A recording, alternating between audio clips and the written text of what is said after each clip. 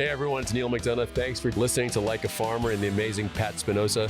Keep listening, keep coming back. You won't regret it. Hey everybody, it's Pat. Welcome to another episode of Like a Farmer. We got a special day today. We got a special guest, two special guests.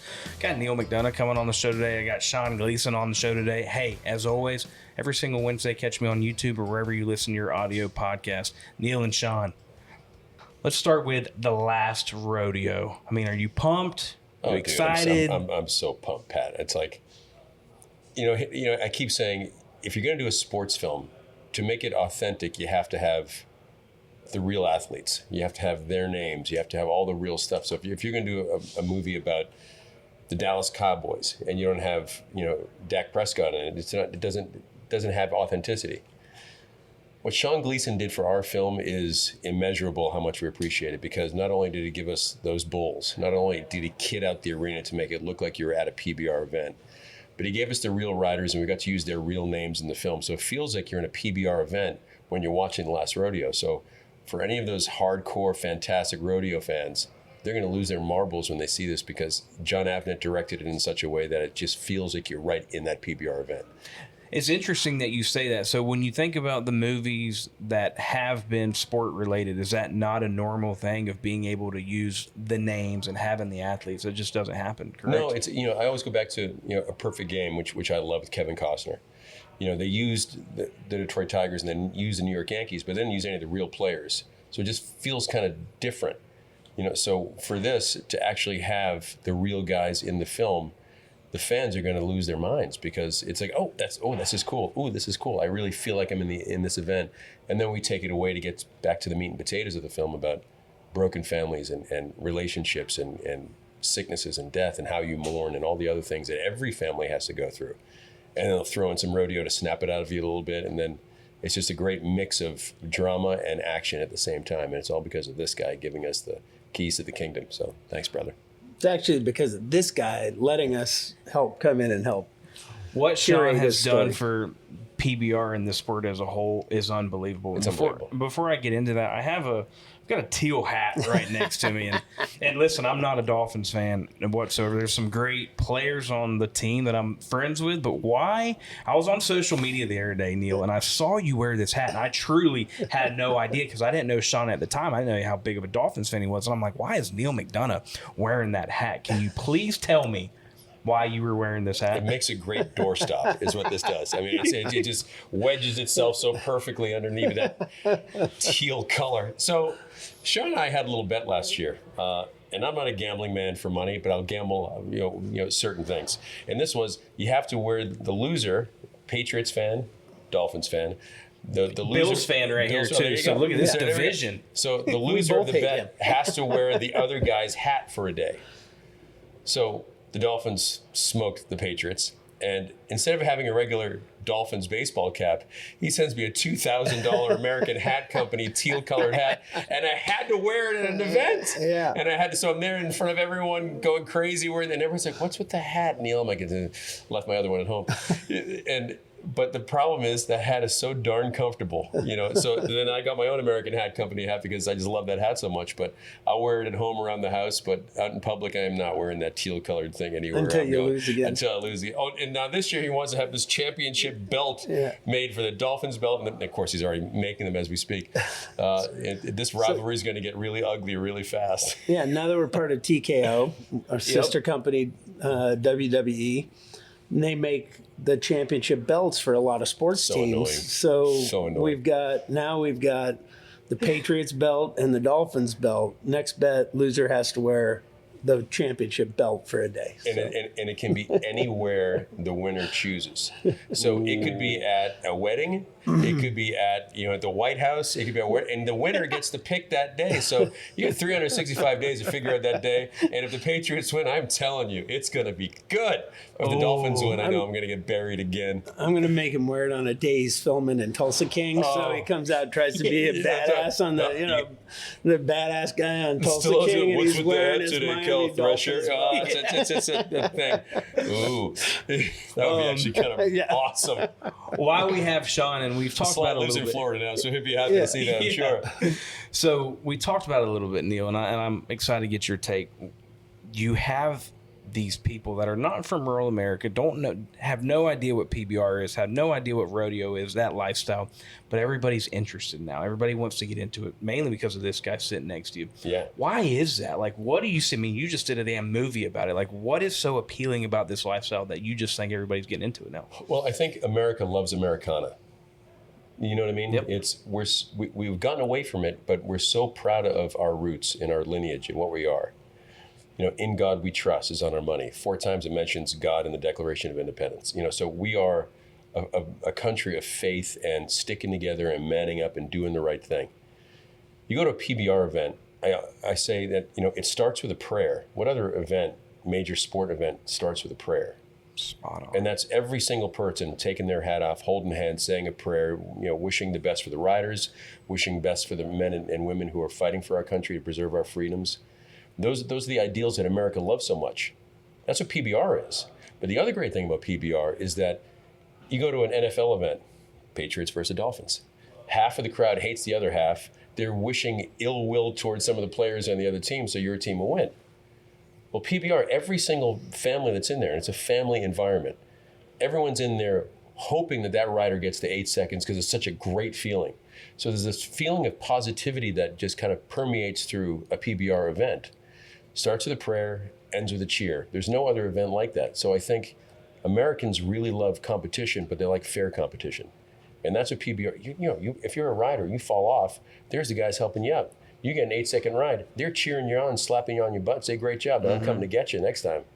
And it's that healthy, competitive environment that PBR has so much that I think is really, really what America stands for. And I love that it was a blessing. This came out of nowhere that, when I thought of this idea for the film, I didn't know a whole lot about bull riding. I knew about bull riding. I've been riding horses my whole life. Of course, I know what PBR is.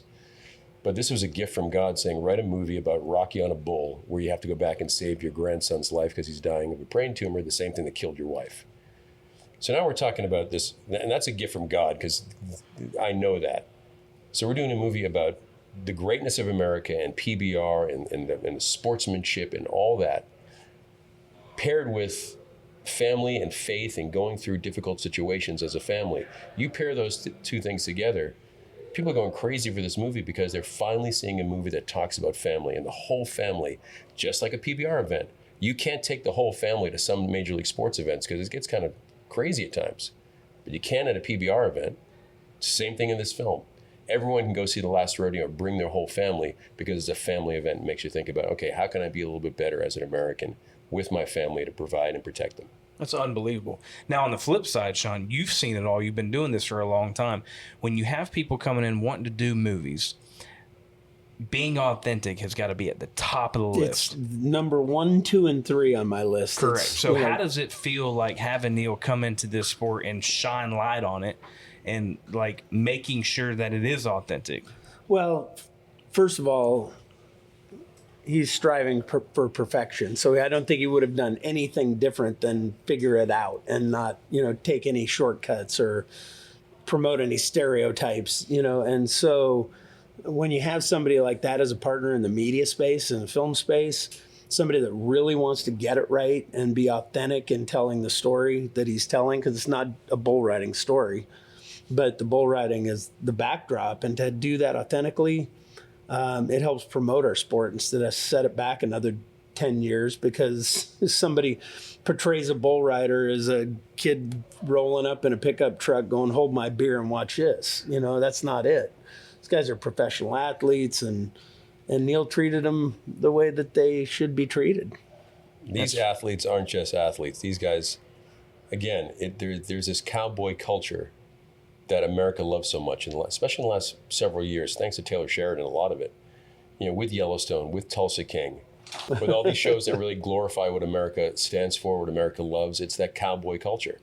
And PBR is exactly what America is all about, all the great parts of America. And I'm just so blessed to be part of it and to have this film come out and show everyone how great PBR is, how great Angel Studios is, the company that we work with, and how amazing it is for Reve and I to produce and write and star in a film that talks about the best parts of America.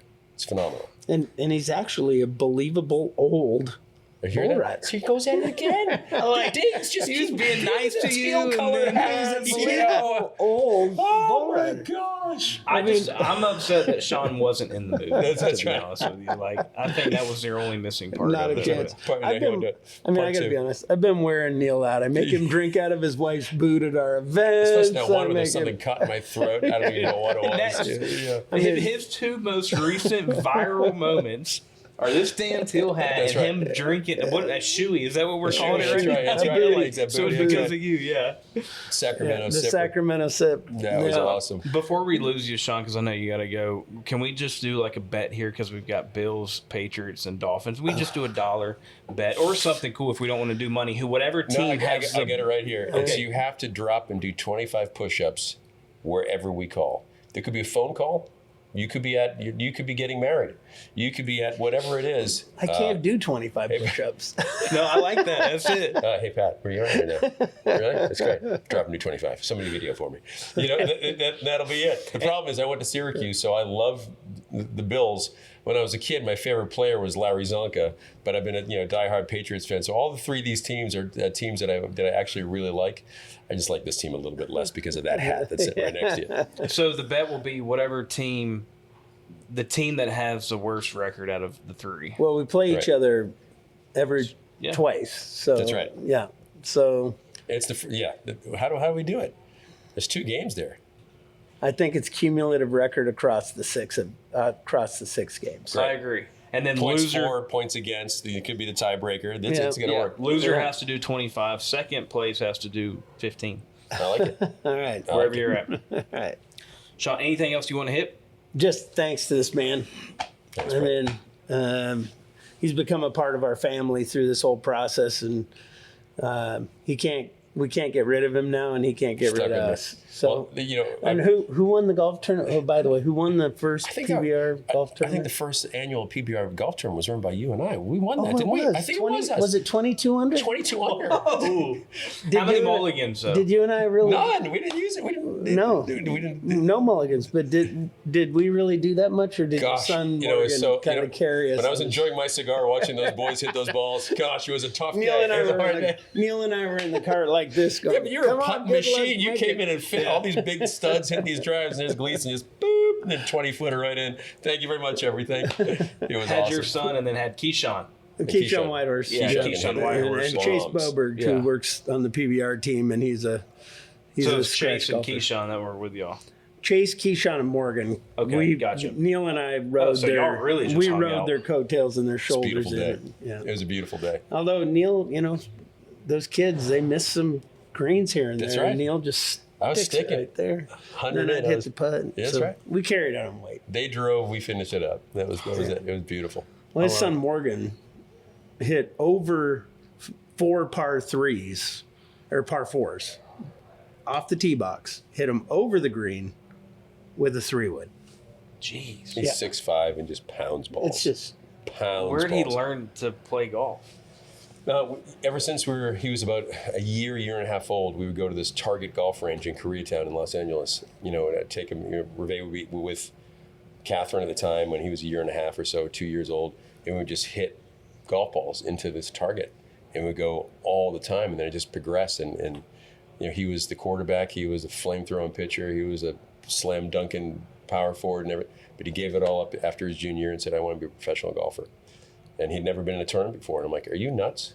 You're going to give up D1 scholarships because you now want to be a golfer?" He goes, "Yeah, Dad, I got this." And he went out and he won his first tournament. And I was like, all right, yeah, okay, you can do this. And now he's getting, D1 golfer at University of San Francisco. And he's so happy. And I'm so proud of him. And he just won, it's not about a Morgan interview here, but I guess it is. There's 280 athletes at University of San Francisco. And they gave out 8 awards. And they gave him the Sportsmanship Award. And as a freshman, that was pretty awesome. So I'm very, very proud of it. Hey, y'all, it's Pat with Like a Farmer. Are you looking to add some local flavors to your recipes? Well, visit freshfromflorida.com today, where you can browse hundreds of delicious recipes that bring Florida freshness to your table all year round. Become a Fresh from Florida member for free and create your own menus. Save and send your favorite dishes and get exclusive access to monthly newsletters packed with fresh local recipes. I can promise you, you will be a favorite in your neighborhood. From the Florida fields to your fork, year-round freshness and flavor are just a logo away. Fresh from Florida, there's a sunshine in every bite. Hey y'all, today's episode is brought to you by Ag America, your go-to financial partner for all things agriculture. As the largest independent financial firm dedicated to rural America, Ag America is changing the game when it comes to ag lending and leveling up finance options for farmers, ranchers, and landowners across the nation. And I'll let you know a little secret. The thing that sets this company apart from the rest is the people. They understand firsthand the unique needs of American farmers and ranchers because many of them grew up on farms themselves. They take a farmer-focused approach to finance, prioritizing relationships over transactions to help you build a stronger financial foundation for you and your family. So whether you're looking to buy land or secure working capital, Ag America has your back. Visit agamerica.com today to learn more and see how they can help you achieve long-term financial success. Because when farmers thrive, we all do. Man, I loved having Sean on the phone. I mean, Sean's what that awesome. dude has done for PBR, he's been doing it for 20-something years, but what he is doing is just incredible. He's P.T. Barnum. When you look at the Barnum Bailey Circus, how that was built and how P.T. Barnum was just, his thumbprint was on everything. Always there, traveling with the shows, that kind of thing. That's Sean Gleason. Sean travels with the show all the time. He bleeds PBR, and because of what he has, his design, he's built this into a massive sport. It was a great localized sport, right? You go to some parts of the Midwest or other areas, you'll have some rodeo, you'll have some bull riding and such. We were in Manhattan for the opening of the season in January. I couldn't believe, you're talking about pickup trucks and belt buckles and cowboy hats. It was loaded with it. Manhattan, everyone in the place, cowboy hats and everything. And I think Beyonce has tapped into it, that there's something about the heartland of America that has been untapped for a very long time. And I've always kind of preached to, I want to make films and TV series that talk to the heartland of America, because they've been forgotten about.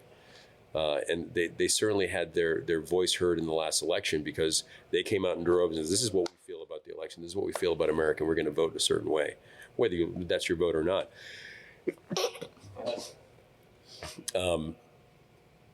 But it's nice seeing the heartland be on the map again. God, you hear that, Derek? I mean, that's right. Like, I don't even know where to begin on that, but I want to start with, why do you care so much about the heartland? And we talked a little bit before the cameras were rolling. In rural America, there's this mindset, there's this mentality of work ethic, of never giving up, of saying yes sir, yes ma'am, open the door for a lady. America. Those are all the things. America's the greatest country that's ever been devised. We all know that. That's just a fact.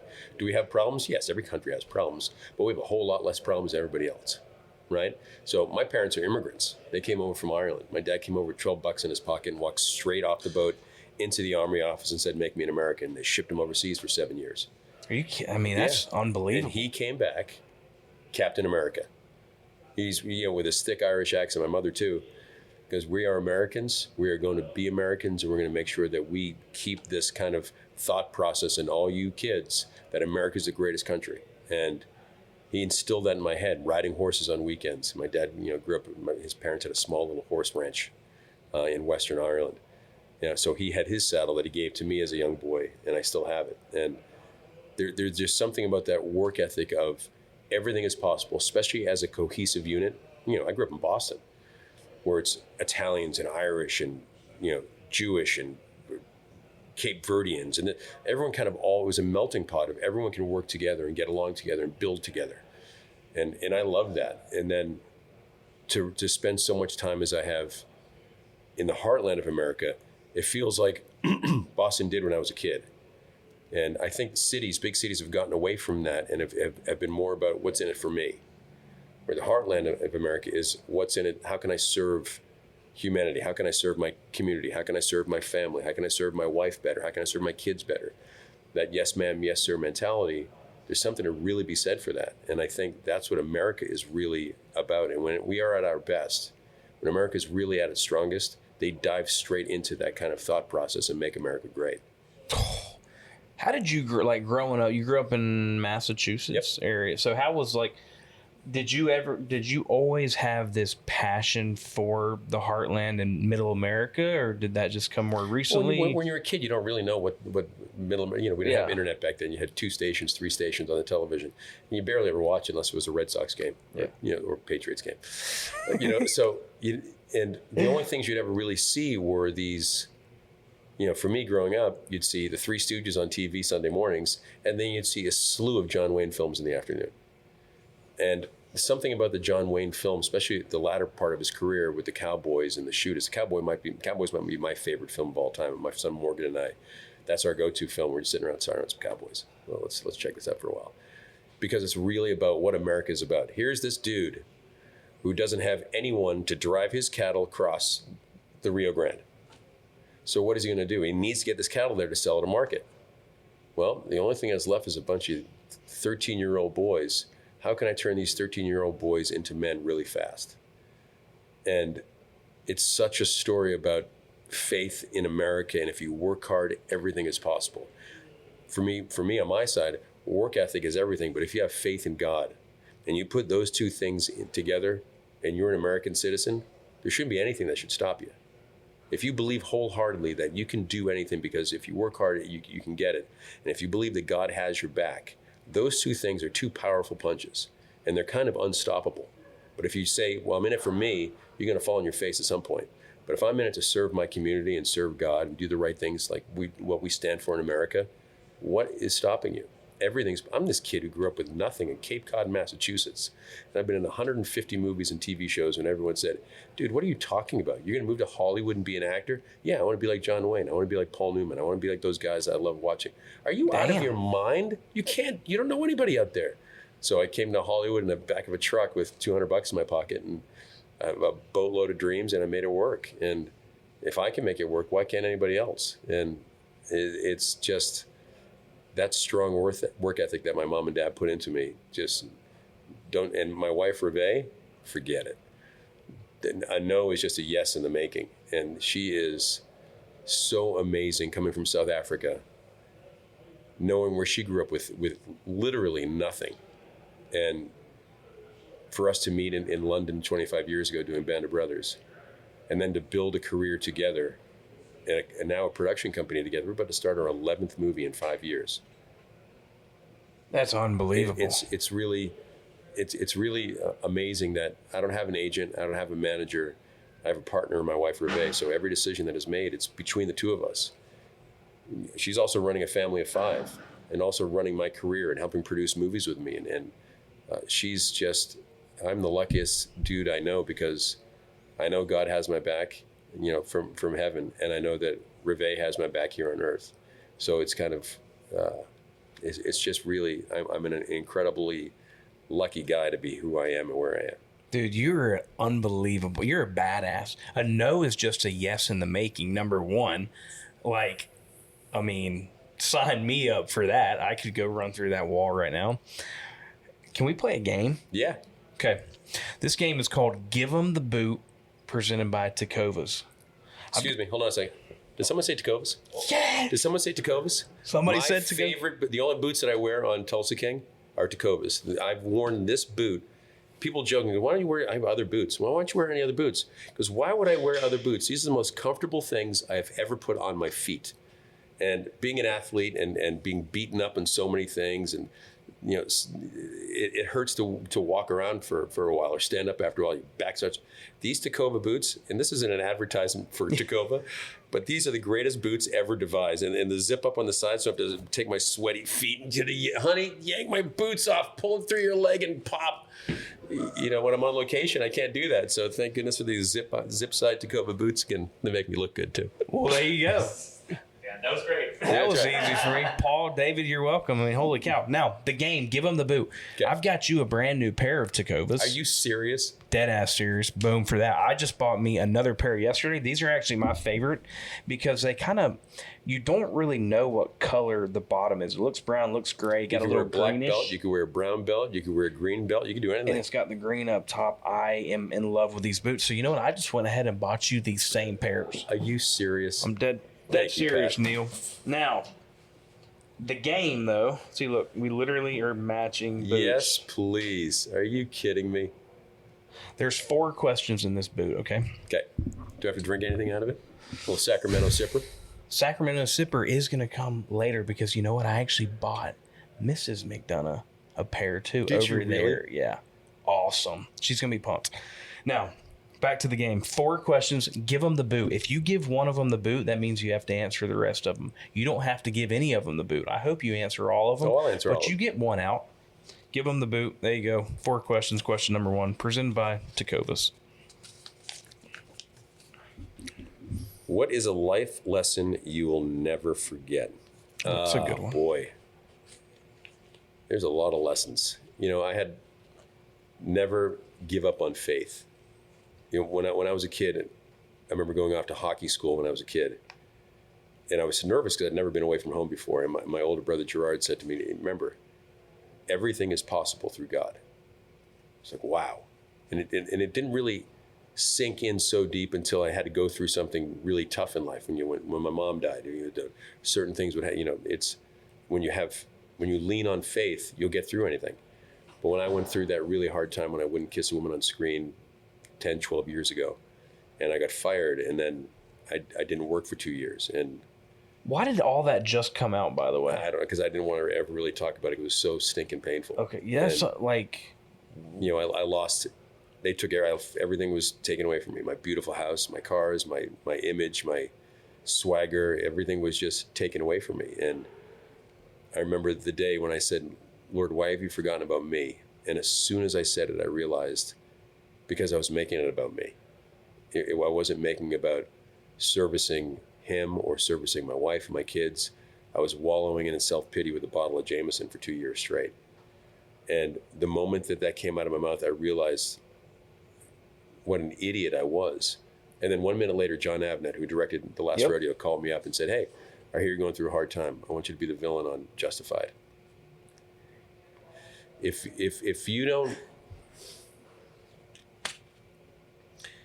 don't believe that there is a God, I think there's something like remarkably wrong with you, because that was God's divine intervention again in my life, saying, "Okay, you took some lumps. Maybe you weren't appreciating what you had. I gave you a ton. Maybe you just took it a little with a cavalier approach to things." I don't know what it was, but he wanted to test me to see how much faith I had. And ever since that day, I gave up drinking. My wife, Reve, walked me through it, brought me back to church, and brought me back to my faith. So when you say, what is a life lesson, don't ever forget that God always has your back. We may not always be there for him, but he is always there for us. dang. You just gave me, I got a little emotional there. There's one. Holy cow. Come on, Tecova, what you got? Yeah. I don't know if I can take it anymore. What has been your favorite character to play? Boy. I'll go with 3. First character I ever played was Snoopy on stage in Barnstable High School in You're a Good Man, Charlie Brown, where I got a standing ovation. At that moment, I realized, oh, thank you. I found something I'm really good at. And that was it. Second favorite character was Buck Compton in Band of Brothers. I met my wife doing that show. All those guys are still my boys. To work with Steven Spielberg and Tom Hanks is something that, do I really need to explain that one? Yeah. But by far, and those are all amazing, but they all kind of pale in comparison to Joe Wainwright, because this is semi-autobiographical about what I went through, the pain that I went through, and how selfish I was with that pain. And Joe Wainwright going through the same thing when he lost his wife. He's just been kind of wallowing in self-pity all these years, and something snaps him out of it, and it brings him back to his faith. And once he finds his faith again, his life begins all over again. And it's just a great faith journey to see that. Again, it goes back to the ideals of America. If you have faith and if you work hard, everything is right there for you. Spot on. What about the pitcher and Angels in the Outfield? Oh, come on. Whit Bass was the dude. Whit Bass, so I man. threw out the first pitch last night for the Rangers, and it was just, come on. It was all, the whole family was there. I walked out to the mound with my daughter, Catherine. It was her birthday. We all sang, the whole place sang happy birthday to Catherine, which was awesome. And I got up there, and I was not going to, the one hop a pitch. The guy before me threw a one hopper. I'm like, oh, no. I promise you. I was more nervous for that first pitch than I was for the premiere 2 nights earlier, because I knew that Sean Gleason was watching. I knew that my whole family was watching. I knew all my buddies at Syracuse baseball team will be watching. And if I short hopped that, I would never hear the end of it. So I got up there and I threw gas right across the dish and right into his mitt. It felt so good. But I really wanted to slide in like Whit Bass into the mound, do the whole thing and everything. And it was like, I'm in cowboy boots. I'm in jeans. What if I stick to the turf? It's not grass. I'm like, nah, I'm just going to get up there and throw some gas over the plate. And Dude, if you would have done that, that would have been unbelievable. next time I told them, and they said, you come back next time, you got to do it. I'm like, all right, deal. I got to do a couple practices first before I blow something out of my old body. 911, McDonough's down. What is your favorite bull rider ever? Or who is your favorite bull rider ever? Wow. I have to, because I've spent so much time with him and I got to know him so well. Dalen Swearingen is there's something about Dalen that's, he's been through some difficult times in his personal life. And to be able to channel that for a positive outcome is something that we should all aspire to. We all go through hard things in our life. Everybody, there isn't a single person who goes through this life without pain and torture, and you learn from your pain. And I think you learn more from your strikeouts than you do from your home runs.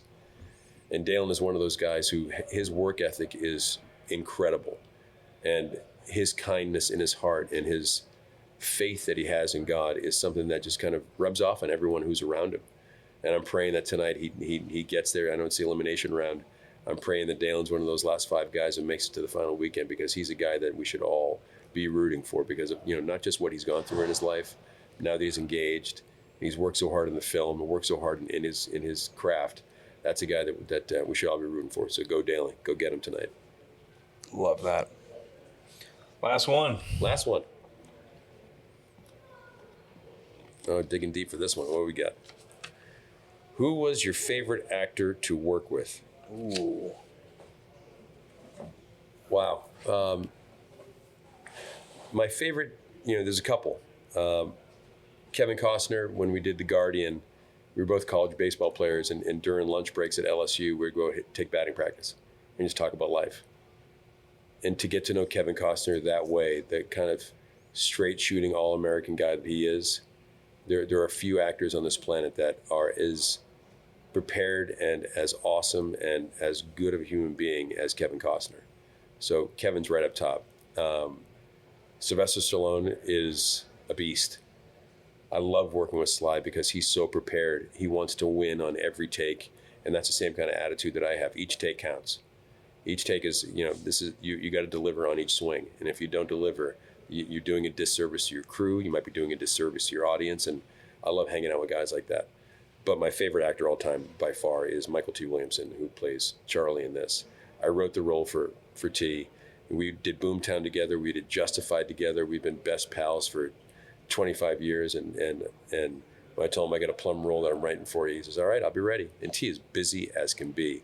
And he made sure that he carved out time in his schedule to be part of the Last Rodeo. And the Last Rodeo would never be the same were it not for Michael T. Williamson. I'm pumped to see it. I mean, I'm stoked. How has it been? Great game, by the way. I'm pumped to get your new boots. And you mentioned his name a little bit earlier, and I love, and I don't even like saying Hollywood getting into rural America, but just movies getting into rural America, like working with Taylor Sheridan. I mean, that had been cool, right? So cool. And Taylor's, 15 years ago, Taylor was an out-of-work actor. He was trying, but he wasn't getting through, so he had to figure out, how can I get through in this entertainment business that I love so much and aspire to be in? And then he just started writing and creating. And anyone out there who wants to be in the industry, Clint Eastwood years ago said, "You're lazy." I'm like, "What?" He goes, "You're just a gun for hire. Why don't you just create your own stuff like I do?" And it took me a few years to realize the first film I did was a film called Greater that Reve and I produced. and it did really, really well. It was this beautiful film. I was like, oh, that's what he means. To have creative control, and not just control, as control isn't the right word, but to have your input and for people to really listen to your input because your input's really good. I've been doing this for a long time. I know what works and what doesn't work. And to be able to work with guys like Clint or Steven Spielberg or any of these guys that I've had the blessings to work with, I learn from them. And these guys are great because they care. There it was doing Flags of Our Fathers. And Reve was pregnant with our first kid, Morgan. This was 20 years ago now. Wow. And he walks up to me on set and he says, I hear your wife's having a hard pregnancy. And she was having a really difficult pregnancy. I'm like, she is, but how the heck would you know that? I'm Clint Eastwood. I know everything. And we're just joking. And then he goes, do you know all your scenes? I'm like, what do you mean, do I know all my scenes? He goes, do you know the dialogue to all your scenes that we're supposed to be doing the next couple of days? I'm like, well, of course I do. He goes, all right, let's shoot all your stuff today. I'm like, what? I mean, shoot all my stuff. How are you going to do? How you got to reschedule the day? You got to new actors coming in, this and that. And I'm Clint effing Eastwood. I can do anything I want. All right, boys, change the day. We're getting Neal out of here. He needs to go home and see his bride. What director does that? The directors who care, the directors who protect their actors. John Avnet, who directed this film, is that kind of guy. He's there to protect his actors. He makes it a safe environment so actors can create. And when you get to hang out with guys like John Avnet, get to hang out with Clint Eastwood, you get to hang out with Taylor Sheridan. These guys want the best out of all of us and create an environment of creativity that is unlike any place else. So for me to now step in and have that opportunity with my wife, Reve, to produce content that I know that the heartland of America is going to eat up with a shovel, are you kidding me? That's not just putting pressure on me, but that's putting a smile on my face because I know we're going to deliver. And The Last Rodeo is one of those films that delivers straight down the barrel. This is what the heartland needs right now, a story about faith and family. And I'm so proud of this movie. Why do you think this lifestyle has gotten, I mean, we talked a little bit about it, like, COVID happens. Everybody wants to learn how to hunt, fish, get outdoors. Yellowstone, everybody wants to be, Rip or Dutton and all those. Like, why is it Malcolm Beck, Malcolm Beck, yeah, like all the really, really good ones. Why though? Like, why is everybody all of a sudden like, yeah, we want to be country again? Because I think that's what America is. And again, I think a lot of the politics in America, a lot of the choices that Hollywood has made has veered away from that. And I think that creates a darkness in a generation. You look at the generation now, they're just obsessed with their phones and obsessed with TikTok and social media. And social media is fabricated. It's fake. I tried social media a couple of years ago and I just didn't like it. And so I haven't been on social media in almost 3 years. I won't, they'll post some Instagram posts for me and my wife will take care of some posts, but I won't look at it because it's toxic. What if there's like a DM in there waiting for you from... I love you all. Sorry, I'm not going to answer it because I don't look at it. I don't want to look at it. From who? What's a good director's name? That Scorsese? Is that what I'm thinking about? Yeah. What if like Scorsese's in your DMs? Well, they'll figure out a way to find me. Okay. I don't need social media for that. So, and I think it's hard for this generation because they've been given really dark movies and TV shows to watch, and then it's glorified on their phones watching the social media, which glorifies darkness as well.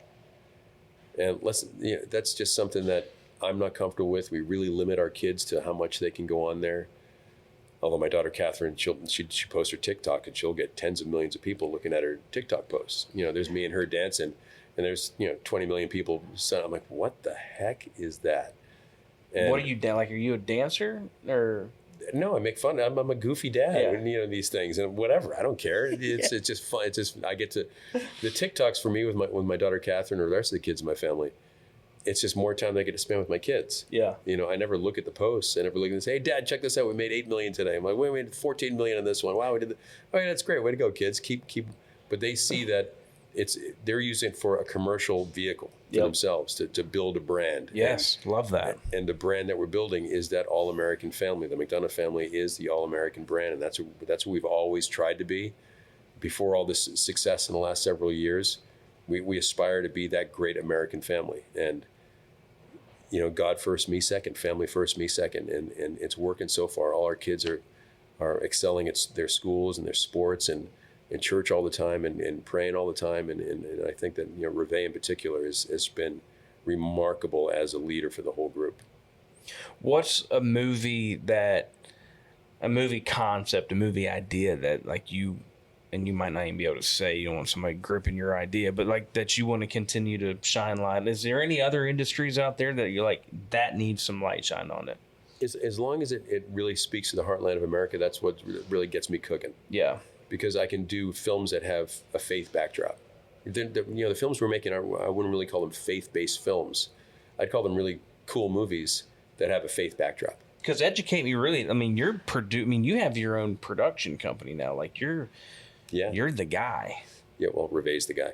And when did that start again? Remind me. About 5-6 years ago, when we made it, right during COVID.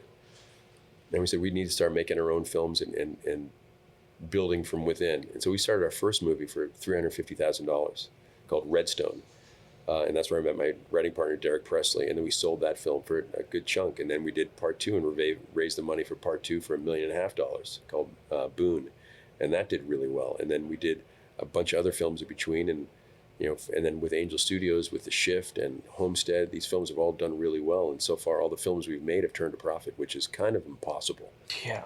So if you make it at a right price and you have faith in the backdrop, people gravitate towards these films. Because people want to go to a movie theater and feel, okay, how can I be a better version of me?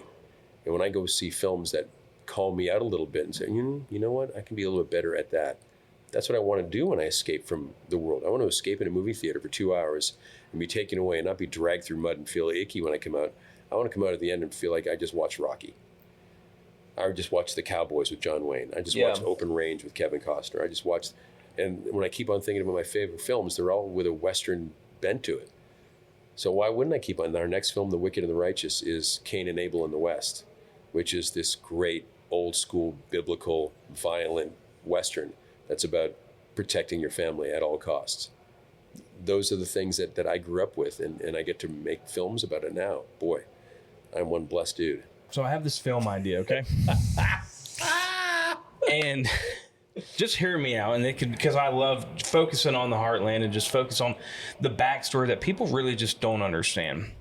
It's a family, and you can, let's just say middle America. We can narrow down the states as we continue to produce this thing.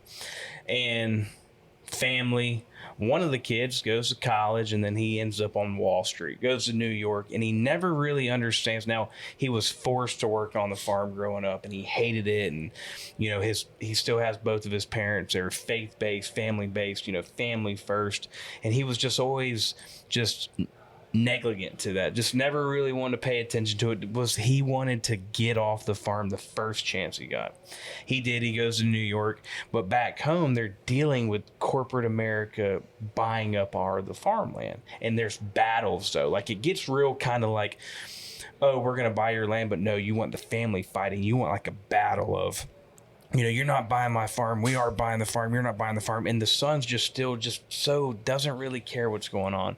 Well, something happens that the son has to go back and help the family accomplish them not losing the farm. But his whole life, he has just really just thrown his hand to that type of lifestyle and doesn't really care. And farming's a thankless job. We don't need farmers. But something happened that made him go back. And then at the end of the story, he realized what was important in life. And it wasn't just going and being the businessman with the Rolexes and the nice cars and the big mansions.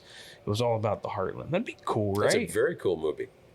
I like that a lot. But you just got to figure out, like, that's where I need you, like, what's happening, like, what's the drama in it? And they're fighting, and it doesn't have to be corporate America. We can figure it out. I mean, shit, China's buying all our farmland, too. We could figure out what that looks like, but it's farmers fighting to keep their farm. Son, who has never cared, is back in New York. He was a businessman. He finally got it. He got the wife. He got the cars. He got the jewelry. He got everything. But he forgets about what's going on at home. But he's the one that comes back, and it makes him realize how hard he needs to fight for his family. He ends up saving the farm. That's a pretty great idea. Note to self: steal Pat's idea. Steal Pat's idea. It's really good. But they're like, in, but it's simple. But if you make films simple, okay, what's it about? Last Rodeo. grandfather has to go back and ride a bull to save his grandson's life. Simple idea. And then you build upon that. Young buck, tired of growing up on the farm, goes to the big city, sees the temptation, starts living that kind of life, isn't fulfilling him, which he thought he was, and he sees his mom and dad going through some serious problems with, people trying to buy all the farmland up. Those are simple motifs. I can work on that one. And it's real life, too. It's real. Well, if you're making it about real life, then you're really getting something. Then you're really getting an audience. So, and I think Hollywood, again, has gotten away with all these big, massive explosion tentpole films that you can't really bring the kids to. Yep. Or these really dark, weird, strange movies that have come out of Hollywood that you can't bring the kids to either. We want to make a film like Last Rodeo where I can bring the whole family to the movies and have a great conversation after. Like I used to go to films when I was a kid with my family. If you love films like that, if you love to go to films that talk about the heartland of America, talk about faith, talk about family values, talk about working hard to protect your family, then you got to go out to the movie theaters and go buy tickets to The Last Rodeo, not just because it's my film, but because it tells Hollywood, we're tired of the dark stuff. Let's go make things that amplify light and make us feel good when we leave the theater. And we can bring the whole family and not have to cover eyes and ears and, don't look at that part. Oh, son, sweetheart, don't look at that. You don't have to do that with any of the films that Reve and I make with Angel, because that's what we're doing, amplifying light in our filmmaking. And it's just, but you have to go and buy tickets. Even if you just buy one ticket. If you buy a bunch of tickets, great. But if you buy tickets to Last Rodeo, you're going to make a comment to Hollywood, stop making the dark stuff. Let's go back to the light. Yep. Let's go back to the light. There's two, my New Year's goals this year was, one, opening a restaurant. Opening one this fall, bringing a buffalo wing-based restaurant to Tampa. We don't got any good wings in Tampa. Where I'm going. You want good wings, you're going to Buffalo, New York. So Wing Nuts is a restaurant, bringing it to Tampa. We're opening up this fall. I'm so pumped up. That's awesome. Checking that off. Wings happen to be my favorite fruit. Oh, I could eat wings all day long. Me too. My kids laugh at me. Like, I'll go to where you have to sign the waiver for the wings. Playing ball at Syracuse, Buffalo, upstate New York. It's just wing country. Yeah, correct, yeah. So, guys will be dying and crying. Do you want to sign this waiver? Just have a heart attack. I'm like, come on, bring it over. I just love that. I love the challenge. Are you a ranch or blue cheese guy? I like ranch. Yeah. Ranch with as much Tabasco I can put into the ranch as possible and dip it in there. Oh, good little mixture. Oh, yeah. My next goal for this year was to be in a movie.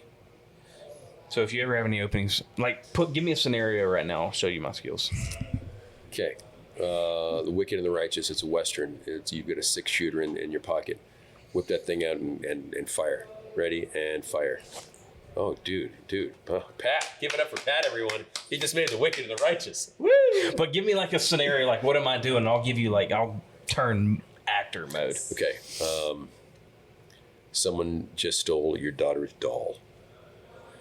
And action. Where are we at? See the look in his face? Do you see that look in his face? He was just thinking, who am I going to crush right now? Because But give me where are we at though? Are we in a train station? Are we? Okay, you're on a train, and the door of your train is locked, and you see a guy down there, and he just quietly stole your little girl's doll, and he walks out. You wait a second, and you're trying to get the door. You can't open the door, and your daughter just sees that the doll is missing. She starts crying, and action. See that look? Very Eastwoody, isn't it? Oh. Maybe. It's okay. Yep. It's okay. Picking the lock. Picking it. Calmly. See, he's calm. Use the case knife. See, he's calm. Get Done. Case there. Hey, bud. Did you just steal her doll? You're a grown-ass man, and you just stole my daughter's doll. I understand, but you just stole her doll, and I don't play that game, okay? I've had to raise her by myself her whole life.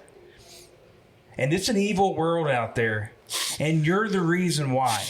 And it's because you stole her doll. I'm getting emotional. It's so beautiful. You like that? It's so beautiful. You like that? It was awesome.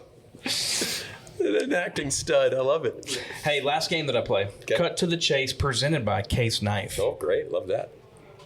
Got you your own case knife here, Neal.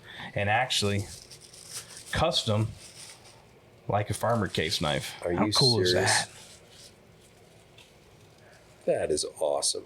Yeah. So, cut to the chase. Thank you very much, Matt. Yeah. That's beautiful. Absolutely, man. Cut to the chase. you've been in the game for a long time, and we just need to know, what do you think about the release of movies these days? You got new media, you've got streaming. I don't think anybody's going to movie theaters anymore. Like, what are your thoughts? Educate us on just movies in general and the release of them. There's too many of them. You know, it's great for actors because it keeps us, you know, there's a lot more jobs out there. But they're not making as many really good movies. They're just kind of, okay, we got this actor, hey, let's get a script together, let's just start rolling cameras, and something great will happen. Well, it doesn't work like that. It starts with really crafting a great script, and then finding the right director, and then casting really well, and then making something, working as hard as you can to make something great. And I think that work ethic has kind of been lost a little bit because there's just so much. And if it doesn't do well, it'll go to streaming. And I think people lost the love of going to the movie theaters. Obviously, COVID hurt quite a bit. But because they were let down, I don't go to those movies anymore because I get let down by watching movies. And it's really a bummer. And they're saying Memorial Day weekend is going to be the #1 weekend of all time for the amount of moviegoers who are actually going to theaters. So are they going to watch Mission Impossible? Probably. Are they going to watch Lilo and Stitch? Probably. But are they going to watch Last Rodeo? I hope so. And again, if you want to watch a really good movie, which the Last Rodeo is, the reviews are crazy. So the reviews have been amazing. The response at all the screenings that I've been to have been standing ovations. And I think everyone realizes it's the little train that could. And I think we're going to make a dent in, you know, taking some of Tom's business and taking some of Lilo's business and really telling America, yeah, you can make those tent poles, but we don't always need to see those. We need to see something that really works on our heart and emotions and talks about family and the core values of America. And that's what this film does. And we're going to make a whole lot more of these films coming up.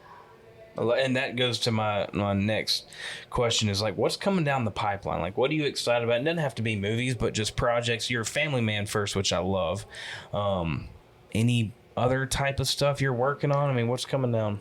I'm excited for my kids going off. A couple of them in college now, playing sports in college.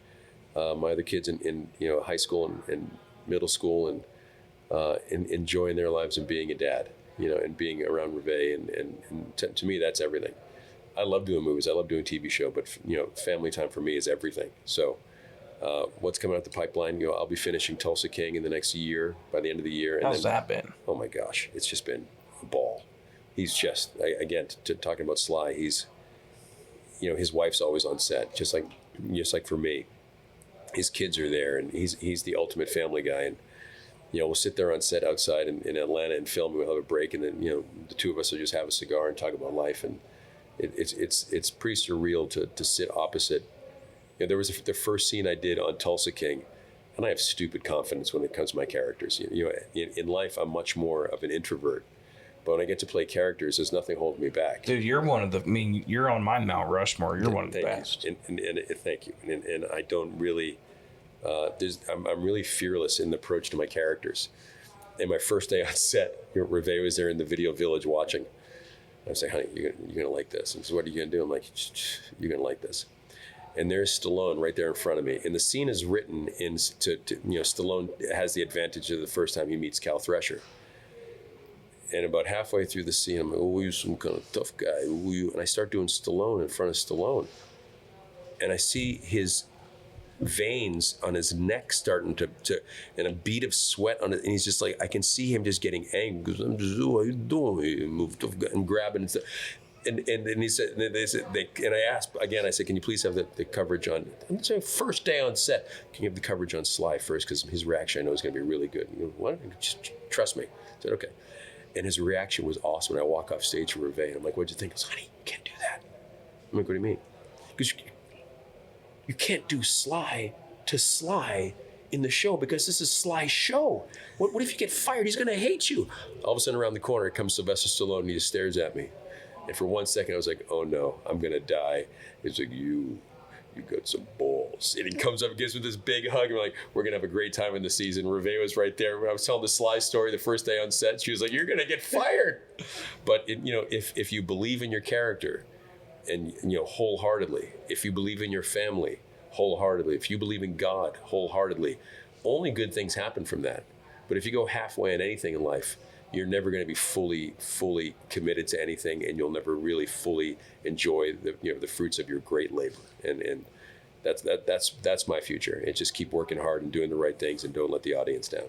I love, and you talk about family a lot. Like this LA, Hollywood, the movie scene, it seems like it's changing every single month, year, day.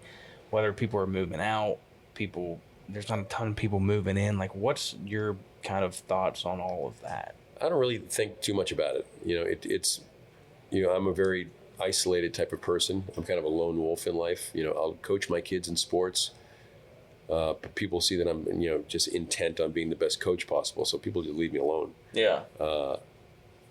And other than that, I'm really at home with Reve and the kids, which drives Reve crazy. Everyone's going, "Do you have a friend you can go hang out with?" I'm like, "Why? I've got 5 kids. What do I need friends for? I've got my dogs. This is great." So, when it comes to all the Hollywood stuff, like I said, I don't watch TV. I don't watch movies anymore, really. I don't listen to stuff. I don't, look at social media. So I'm kind of left out in my own world just to be very creative. And I love that. And so I could be living in Texas. I could be living in, Massachusetts. I could be living in Los Angeles. And I think I'd be the same everywhere. Yeah. So I'm pretty simple. You can tell just when you watch Neal McDonough on a movie or a TV show, like, you're locked in. Like, you do a fantastic job. Like, I'm giving you your flowers. You're one of the best. You're on my Mount Rushmore. But there is one thing that you do watch. And before we finish up this show, just go and tell me, man, your New England Patriots, how we feeling? I love Drake. Drake got a great QB. And let me tell you something. Will Campbell from LSU. Campbell is going to be die the for him. answer. What do you say? They're saying, well, he's got a shorter wingspan. Are you out of your mind? This guy will eat a Buick to protect his quarterback. So to have Drake May, to have some nice new running backs cooking, some more offensive side, to get Stephon Diggs on the team. This is a team that's we're coming after everyone else in it. Vrabel's going to just. It's going to be on. Vrabel's, he's that guy, exactly what New England needed right now to bring us back to our greatness. And Drake May's just, he's so poised. You look at him last year in the pocket.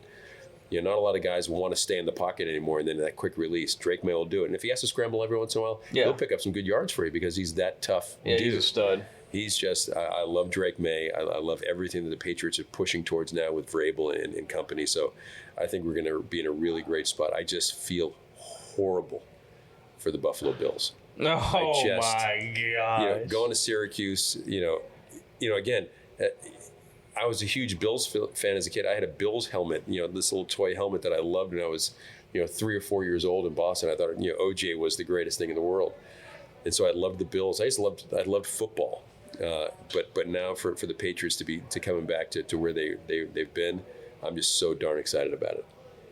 I'm pumped for football season. Dude, thanks for coming on the show, man. Thank you. I'm telling you, Neal, we could sit here for hours and just talk. Next time we have to do it at a lake with a fire crank and a couple cigars, and talk more about life. That'd be unbelievable.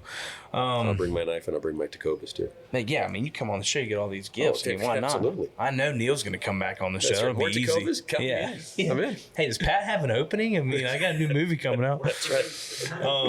Hey, and as always, appreciate y'all tuning in to another episode of Like a Farmer every single Wednesday. Catch me on YouTube, wherever you listen to your audio podcast. And don't forget, like, comment, subscribe, share, do whatever you got to do to be like a farmer.